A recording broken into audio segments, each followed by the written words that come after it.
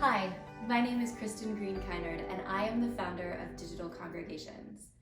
I've spent the last decade in the field of marketing and communications, teaching individuals, organizations, churches, businesses, nonprofits, entities of all kinds how to design and implement effective and cohesive communication strategies. If you and I have had a one-on-one conversation about communications or just marketing in general, then you've probably heard me beat the drum of storytelling versus sharing information. But the truth is that contrast between these two approaches is at the heart of everything that I teach and that I believe about effective communication, and it's important in this context as well. You see, every day, all day long, we are bombarded with information from thousands upon thousands of different sources. And evolutionarily speaking, we aren't actually capable yet of processing that amount of information. Our brains haven't caught up. And so what we do instead is we make decisions every day, all day, about whether or not the information we're receiving is important, if we're actually going to pay attention. The thing is, we receive stories differently. Stories translate as relationship building, connection. Now, we may tune out of your story if it's not interesting down the line, but at least in the beginning, we are open to listening to a story far more than we are open to receiving more information. Storytelling is definitely sort of a recent marketing buzzword. We're hearing it in a lot of places right now, but the truth is that it is also an ancient practice. It is ancient and relevant today. And so what I want to teach you today in this video is how to tell a good story. This brief lesson is designed to teach you, CBF field personnel, how to tell a good story, and specifically within the context of an email newsletter. I want to teach you how to tell a story within an email that your subscribers are not only going to read, but maybe even read all the way through. The following advice consists of my very best tips for storytelling within the context of email newsletters. My first bit of advice is to never start your story at the beginning. I know it sounds counterintuitive, but you don't actually want to start your story with the beginning of the story. The problem is, if you start your story chronologically and you give a little bit of the backstory and you offer some details, then frankly, you've likely already lost your email subscribers' attention by the time you get to the good stuff. So instead, I want you to start your story by telling them why it's interesting. Consider using bold adjectives. For example, let me tell you about the miraculous way I met my new friend Lydia. Sounds a whole lot more interesting than let me tell you about how I met my new friend Lydia, right? Do you see how that's so much more impactful? You're using a bold adjective to set the stage for the thing that's going to come. You don't actually start your story at the very beginning. So now that you've captured their interest, we need to keep that momentum going. And that leads me to my second tip. My next tip is to be an explorer, not an expert. Bad storytellers, they think that they need to be the expert for us when they tell a story. But good storytellers, even great storytellers, recognize that they need to experience the truth of a story with us as they tell it. When you're telling a story, I want you to avoid being an expert, having all of the information, even coming across as sort of a know-it-all, someone who is imparting their wisdom. That actually creates disconnection, not connection. And remember, the purpose of storytelling is relationship building. So instead, I want you to explore the story with the reader or the listener. And how do you do that? Well, you do that by offering vulnerability and being honest and truthful about your experience. You talk about the ways in which you've grown through the experience of that story, and maybe even areas where you might continue to grow in the future.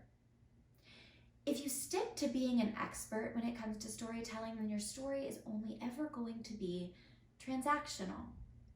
But if you can learn to explore the truth of a story with your reader, with your listener, to take that journey with them, then your story has the potential to become transformational. And this actually leads me to my next point, because this is a subtle shift in approach, right? But it's very effective.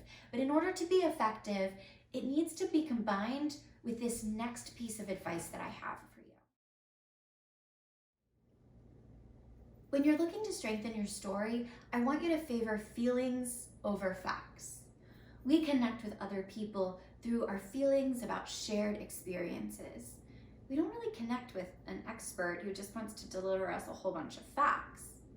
So consider including your own emotions as part of your storytelling for your email subscribers.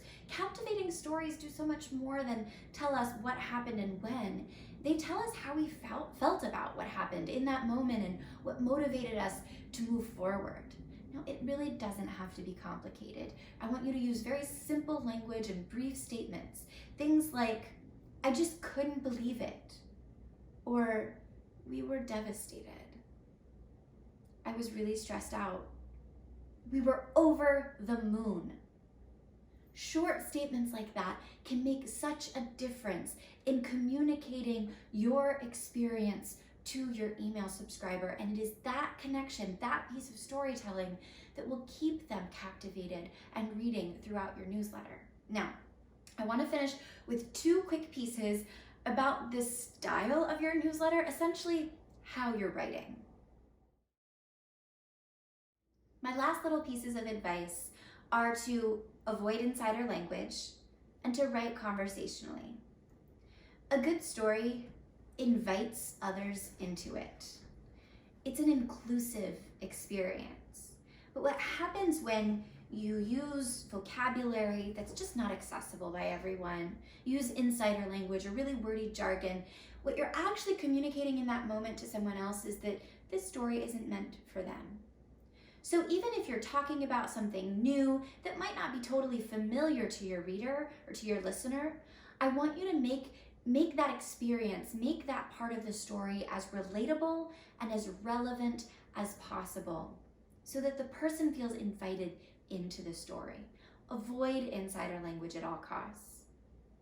Something else that people do that really is counterproductive when it comes to telling a good story is they write in a way that's just overly formal. I recently had a client who really didn't want to start sentences in her email newsletters with and or but because she wanted to be sort of more grammatically correct. The problem is that if you don't write in a more conversational way, frankly breaking occasionally a grammar rule or two, then you come across as robotic. You actually create distance between you and the reader or the listener. So I want you to break some of those rules. Write like you were having a conversation with your email subscribers, and they're going to engage with that email a whole lot more. There's one other style piece that I want to share with you, and that's to not write in sort of formal paragraph form. I want you instead to line break, to hit that return button way more often than you normally would.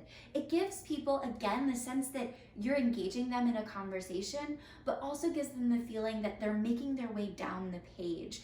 Paragraphs can feel very burdensome, especially when you're reading something online or on a mobile device. So hit that return button more often than you would. I know sometimes we have to share information. It's a necessity in our communication. We need people to know about what it is that you do and how to connect with you and get involved in your ministries and support you. I get it. Sometimes you really do just need to share information.